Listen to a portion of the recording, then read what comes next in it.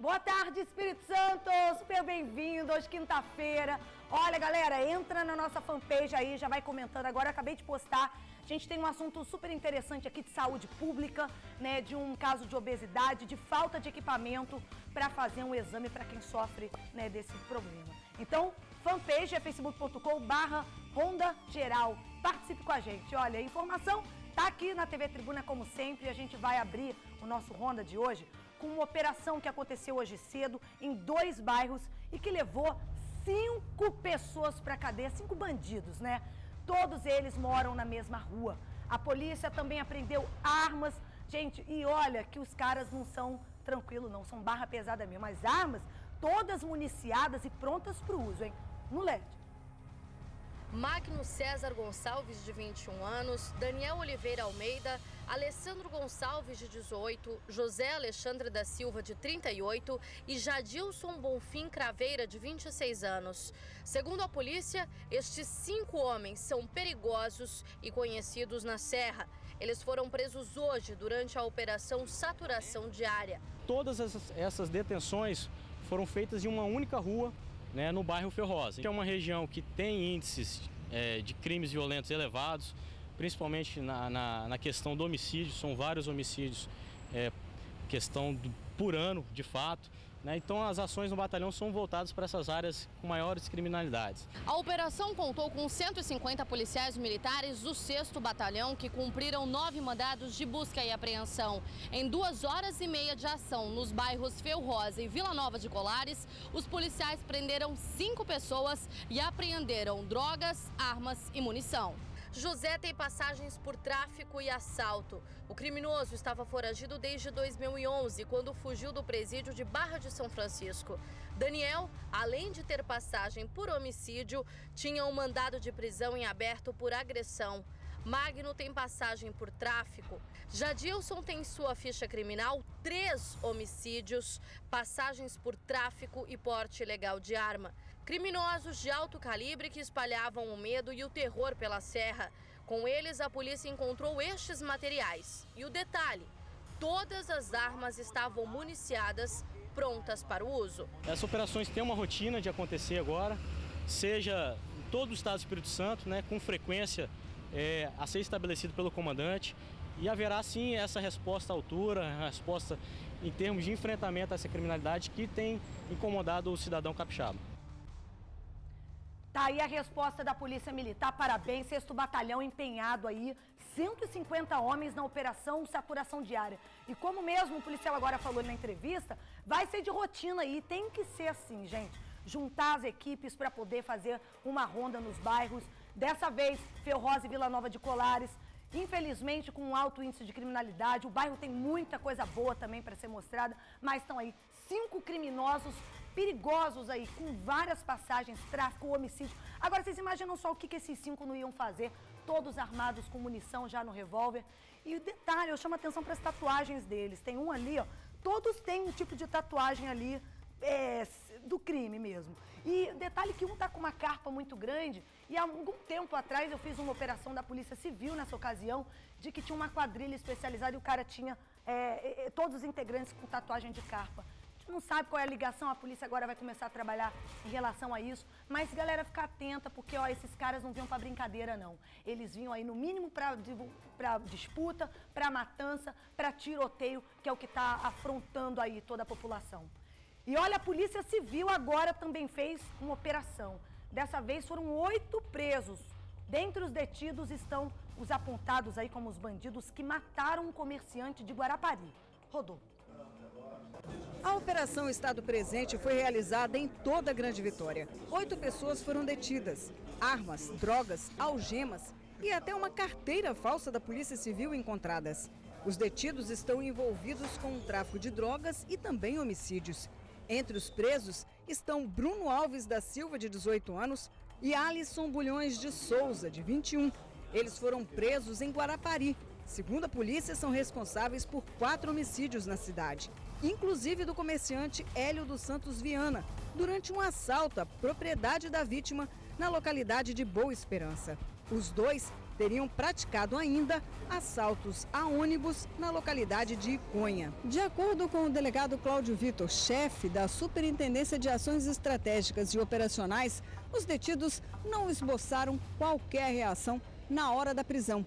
É que, segundo o delegado, eles acreditavam ou que a polícia não sabia a localização deles ou que nunca seriam detidos. O que chamou a atenção da polícia foi o fato de termos conseguido o nosso intuito e essas pessoas estarem em suas residências de uma forma natural, como se não tivessem praticado crime algum.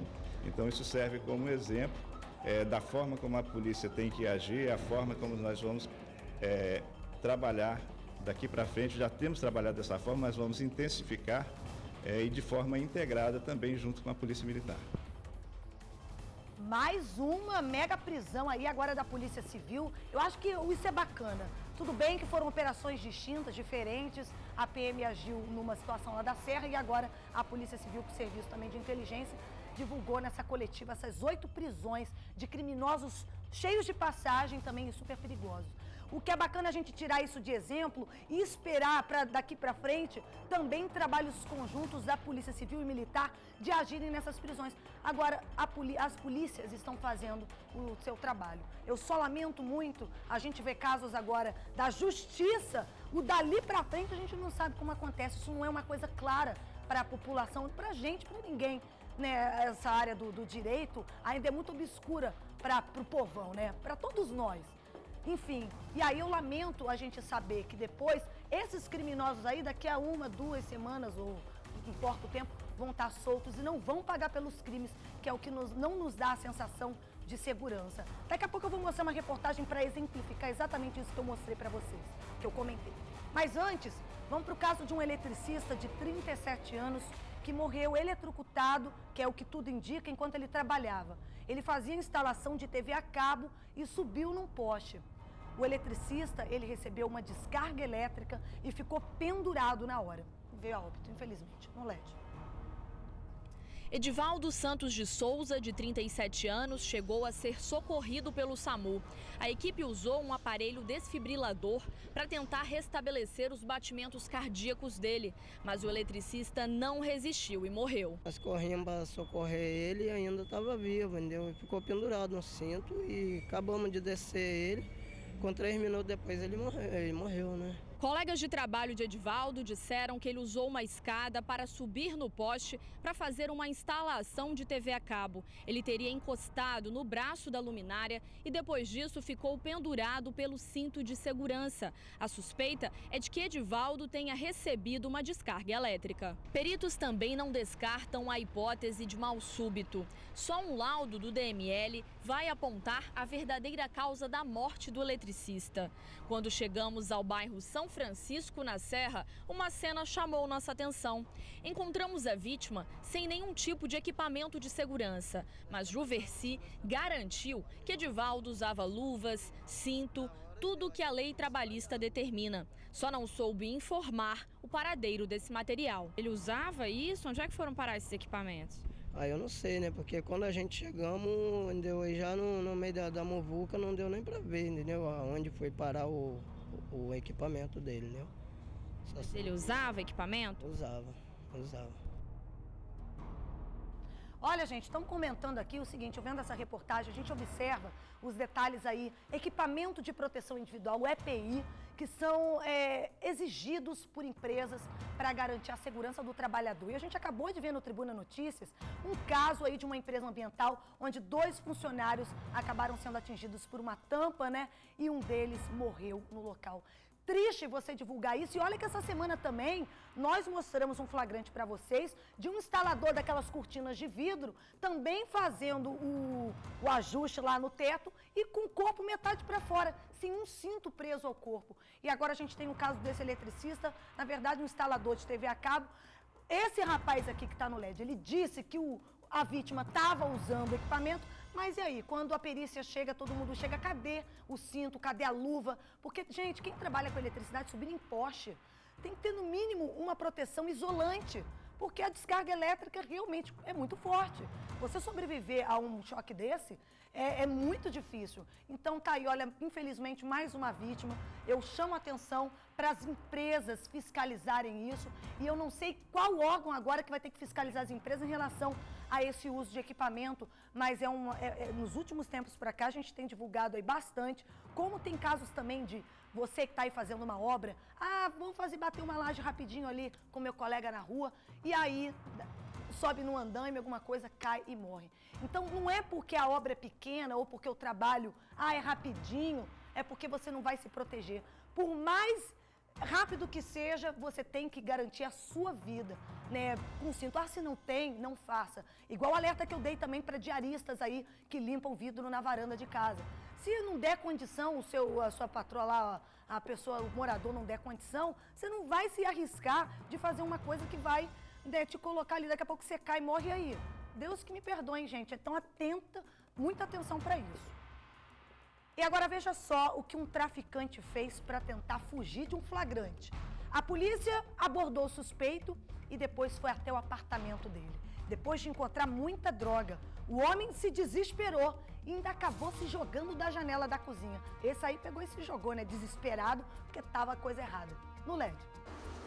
O resultado da apreensão foi este aí. Cerca de 400 gramas de maconha divididos em buchas de 25 gramas, quase 700 gramas de crack em pedras grandes e uma barra de aproximadamente 1 quilo de cocaína pura. Os entorpecentes foram encontrados em um dos apartamentos deste condomínio de classe média, localizado na praia de Itaparica, em Vila Velha. O local passou a ser monitorado depois de uma denúncia anônima que surgiu após uma festa realizada na noite de terça-feira. De acordo com essa denúncia, a festa teria sido regada a drogas e a residência seria local de armazenamento de grande quantidade de entorpecentes. Na noite de ontem, o dono do apartamento, Felipe Silva Reis, de 34 anos, gerente de uma loja de roupas, que já estava sendo investigado, deixou o prédio no carro dele. Mas o jovem foi preso antes de chegar ao destino, um churrasco no bairro Itapuã. De acordo com o relatório da polícia, Felipe, que tinha um papelote de cocaína dentro da carteira, assumiu que seguia para uma festa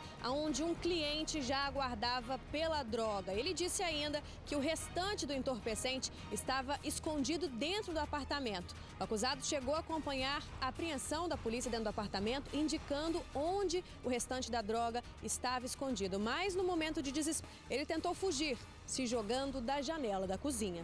O jovem caiu de uma altura de 2 andares e, apesar de machucado, ainda tentou correr pelo pavimento onde os carros ficam estacionados. Felipe fraturou os 2 tornozelos e foi escoltado ao Hospital Antônio Bezerra de Farias. Enquanto aguardava por uma cirurgia, ele confirmou que estava a caminho de um churrasco quando foi abordado, mas negou que toda a droga encontrada no apartamento fosse dele. Camarada, você pode ter tomado um negocinho, mas não dá asa não, cara. Você é traficante voador, caiu, foi pro hospital, socorrido. Agora, detalhe no apartamento dele, de classe média alta, né? Na orla, de frente pro mar ali em Itaparica, olha só. É um prédio de luxo, a gente pode considerar assim, pela localização. Não é barato ter um apartamento como esse. E o cara dentro do apartamento, você vê que seu vizinho, a área nobre, tá tomada também da bandidagem, que ganha dinheiro, né, de forma ilícita no crime e vai aí. Aliás, eu já soube até de casos de bandidos que tem mansões em Meiaípe, né? Informações da polícia militar, enfim. Porém, esses caras aí não são totalmente pegos. Dessa vez foi encontrado droga, cocaína pura, que ele ainda ia repassar isso para traficante para particionar, né? E vocês lamentam, eu lamento só que desses últimos dias a gente também tem divulgado muitos empresários. Esse cara é gerente de uma loja de roupa, não é isso? São empresários, filhinhos de papai, todo mundo no crime.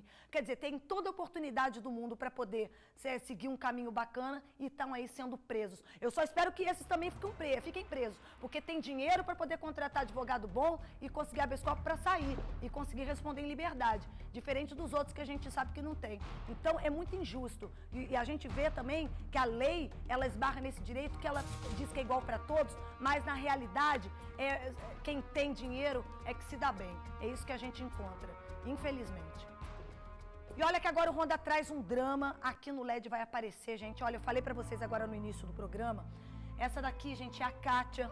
Eu tive lá na casa dela, a dona Kátia, ela sofre por um problema, ela tem, gente, 45 anos, ela é mãe de 5 filhos, tem 2 netos. E ela não consegue aproveitar, gente, coisas simples da vida, que é a própria família. Ela fica o tempo inteiro dentro de casa. Ela pesa mais de 180 quilos. E ela passou e ainda passa por muita dificuldade. Olha, eu fui até realmente a casa dela, conferir todo esse drama de perto e é de emocionar. E eu tenho certeza que muita gente aí conhece pessoas que passam por esse drama parecido, porque, olha, os índices são altos. Então, solta no LED aí o caso. Saúde em risco. Eu queria que o médico se interessasse pelo meu caso. Uma vida cheia de limitações. Não sei o que é pegar um ônibus mais. Eu não sei o que é fazer um supermercado da época de Natal. Eu não posso comprar um presente para um filho meu. Vítima de preconceito, dor, depressão. Eu perdi a vontade de lavar um cabelo, mas eu não tenho vontade de tomar um banho. Kátia pesa mais de 180 quilos. Há 4 anos convive com uma espécie de hérnia enorme que se formou dentro da barriga. Só o caroço pesa quase 50 quilos. E até chegar a esse ponto, houve muita negligência e uma série de erros médicos. Primeiro, em 2007, um parto mal feito. Cortaram a barriga na vertical. Depois, em 2009, outra gestação inesperada, que com o sobrepeso desencadeou a hérnia. Mãe de 5 filhos, 2 netos, Kátia tem apenas 45 anos. Mas no álbum da família, olha quantas recordações de uma época feliz. Quando jovem, ela esbanjava saúde, vaidade. Gente, olha, a Tainá é a terceira filha, ela tem 15 anos. E você acompanhou a sua mãe no momento em que ela tinha uma vida normal, né? Qual é a diferença hoje que você... Ela podia fazer as coisas, agora hoje ela não pode fazer nada. Como é que era a Kátia mãe antes e hoje? Ela fazia tudo, ela saía. Hoje em dia ela não sai pra nada, não vai nem no portão. Eu não sei o que é dar um banho no meu filho há mais de um ano. Não posso. Às vezes eu temo, me abaixo, né? Não é nem teimosia, porque às vezes como eles mesmos, poxa mamãe, me dá um banho. Um contraste sentido por todos os filhos e netos. Eles brincam sozinhos no quintal.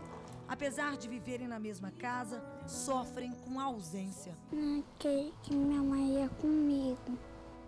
Queria que ela ficasse boa? E aí, o que vocês iriam fazer se ela ficasse boa? Pra ir comigo. Aonde? Lá no morro. Pra onde que você ia gostar de sair? Na praia. Você nunca foi à praia com sua mãe? Nunca? Não. Tainá e os pequenos é que dão conta dos afazeres domésticos e cuidados especiais. Eu dou banho nas crianças, tomo conta das crianças antes de ir pra escola. Aí eu vou pra escola, volto, ajudo também com as crianças. Você tem só 15 anos e acabou assumindo essa responsabilidade de ser mãe sem ter filho. Criança. Agora Kátia enfrenta essa doença.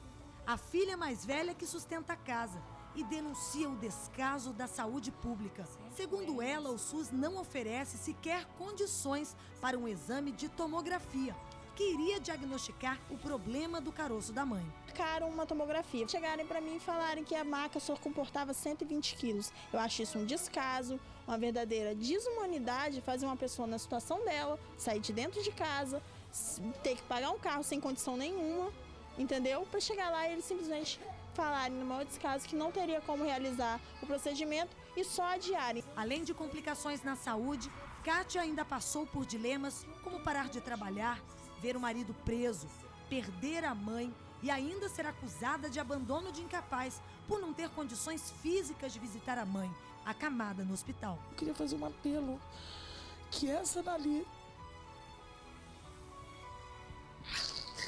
analista de benefício que falou que eu não precisava receber a pensão da minha mãe e para a médica do Santa Rita que me acusou de abandono de incapaz, que para a mãe que a minha mãe foi para mim, eu nunca ia abandonar ela. Eu só deixei de ir no hospital porque eu não queria que ela me visse assim. Eu tô assim desde 2011, Débora. Desde 2011 que eu tô assim. Eu nunca pedi tanto perdão à minha mãe. Foi culpa sua? Você não tinha condição? Não tinha condição de ir no hospital como eu tô. Gente, olha, foi um caso muito dramático. Até tô lembrando que, gente, o que essa moça chorou, que essa senhora chorou comigo, sabe, contando todo o drama que ela passou na vida dela, de realmente, sabe, ver o marido preso e a mãe no hospital e todo mundo acusando ela de abandonar a mãe no hospital, de não ir visitar.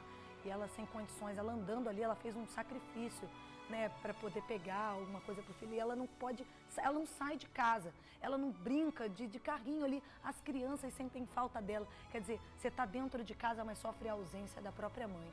Aquela menina, Tainá, gente, a filha de 15 anos, a terceira filha, ela falou até que ela que leva para a escola, que dá banho, que dá comida. Gente, uma menina, uma adolescente de 15 anos que está perdendo a juventude dela. Inclusive, ela estava de recuperação na escola. Ela estava indo mal, quer dizer, nos estudos, porque ela não consegue viver a idade dela porque tem que cuidar da mãe. A outra filha cabeleireira, o único salário da casa ali que consegue sustentar da comida, cuidar das crianças. É um dilema que a gente viu aqui com vocês, que não foi só ela que passou por isso, não. Essa semana mesmo, o Tribuna Notícias mostrou um caso que semana que vem a gente quer repercutir isso com vocês aí de casa, que foi o caso do Anderson, que também está aguardando por um exame no SUS, que é uma tomografia, gente, do abdominal. E essa tomografia, ela tem uma máquina que ela suporta até tantos quilos. A partir disso, acho que é 120, não dá mais para fazer. Aí eu pergunto, quantas pessoas que sofrem com obesidade e que precisam de um exame, às vezes, simples, para diagnosticar o que ela tem e não conseguem? Então, é um drama que a gente vê. E eu estou lembrando de um outro detalhe, hein? Vocês estão lembrados de uma reportagem também que a Tribuna Notícias mostrou, não sei se vocês viram, mas eu posso comentar aqui para vocês, de um medicamento que custa mais de R$7 mil para tratar uma moça, uma senhora que estava com câncer de pulmão. Pois é, ela morreu sem esse remédio. Uma própria médica do SUS receita um remédio que o próprio SUS não tem para oferecer. E aí dizem que é burocracia para conseguir. Ela teve que entrar na justiça e esperar 3 meses para a justiça conceder. E quando a justiça concede, até o remédio chegar, ela morre. Então a gente está vivendo um drama, um caos da saúde pública, que a gente tem que se juntar, se unir. Você aí de casa, se tem algum caso